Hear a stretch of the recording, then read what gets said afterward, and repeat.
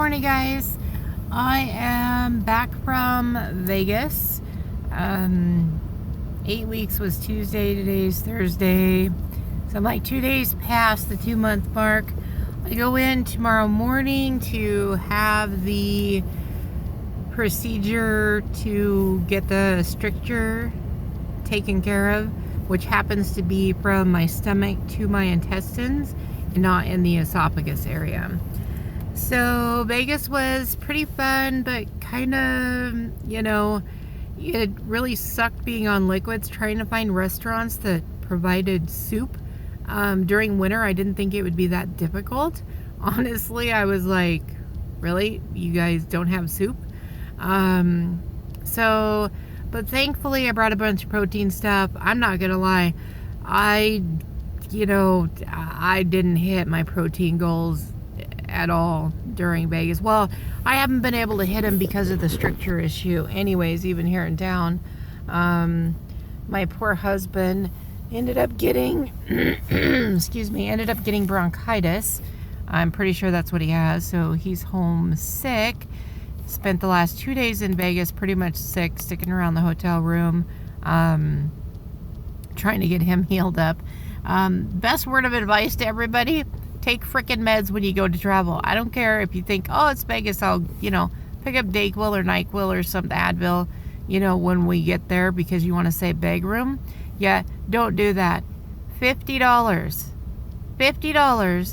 for a travel-sized Dayquil, travel-sized NyQuil, and Tylenol. $50. And I'm like, I could go to Walmart and pick all that up for $15. Like, really? Anyways, I am doing okay. I'll give you guys an update after surgery and stuff tomorrow. I weighed in. Yeah, I walked probably 15,000 steps a day while we were in Vegas, except for the last 2 days, obviously, because, my husband was sick. The first day that he was sick, I walked probably 7,000 that day, but all the rest of the days I hit well over 15,000 and I lost 2 pounds. 2 freaking pounds. So I was a little shocked at that, but I do know that you hit stalls when you don't get enough protein and stuff, and I'm pretty sure that that's what happened while I was in Vegas, was the fact that, there was a stall issue going on because, especially coming back on the airplane was super difficult. Denver Airport, shout out to Denver Airport. Love you guys. Thank you so much. I would go into one place to ask for some ice to put into my hydro flask for water. Lady gave me ice, no problem, no charge, no nothing. Went into another place to ask for hot water to make my protein soup, which has 15 protein in it from Berry Fiber, or not Berry Fiber, excuse me, Berry Wise. I've talked about that in previous videos.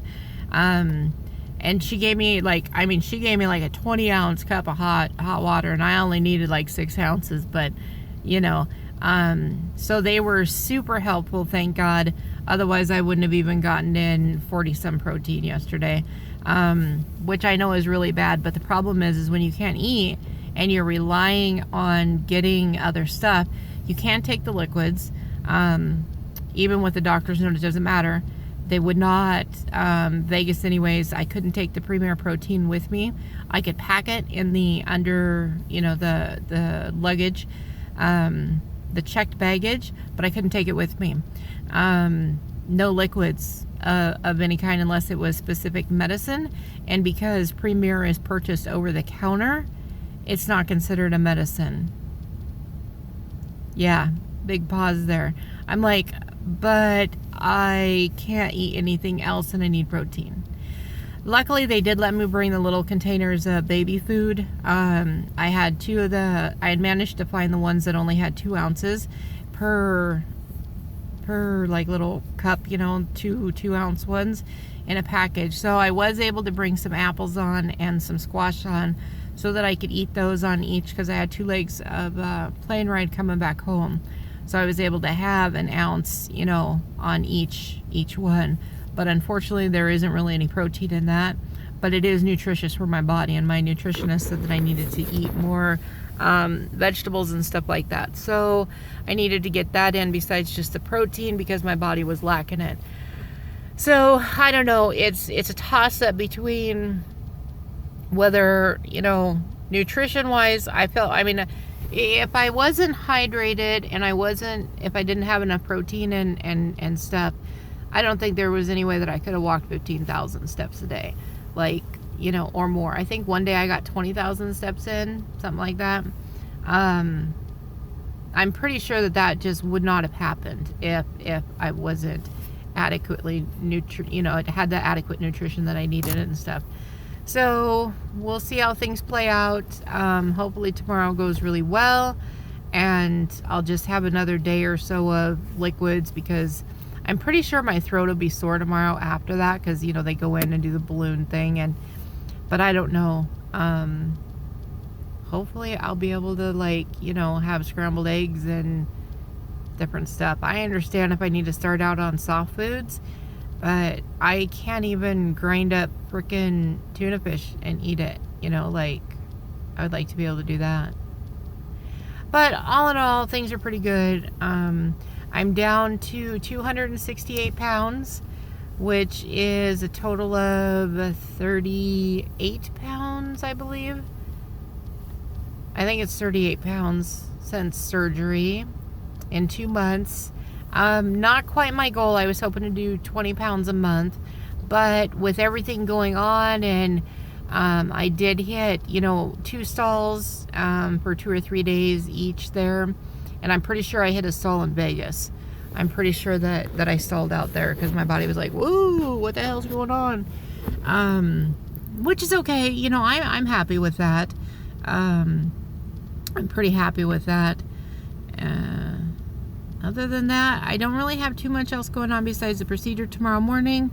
And then again, I'll update you guys after that. I'll probably wait a couple of days so I can let you know what I was able to eat. I'm sorry, I'm in the parking lot. My nephew's grocery shopping.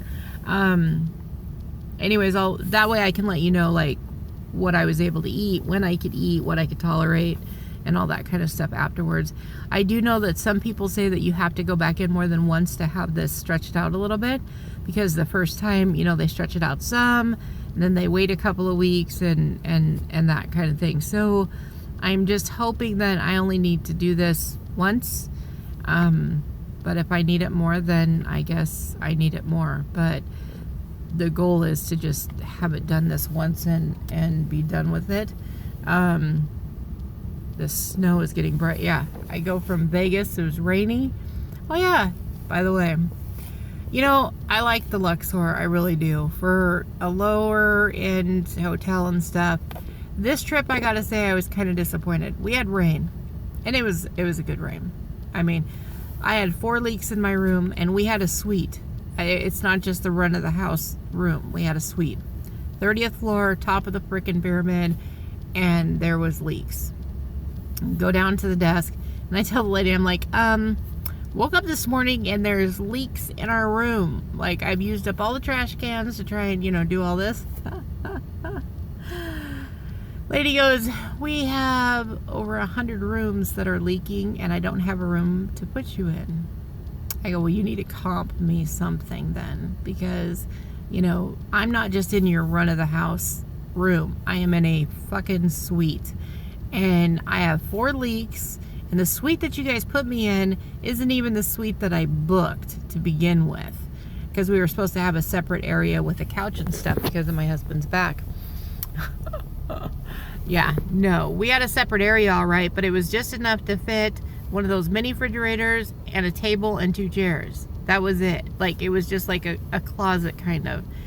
So it wasn't what we had booked. But anyways, my husband was like, oh, but we're on the 30th floor. Oh, okay, whatever. We're at the top of the pyramid. Yay.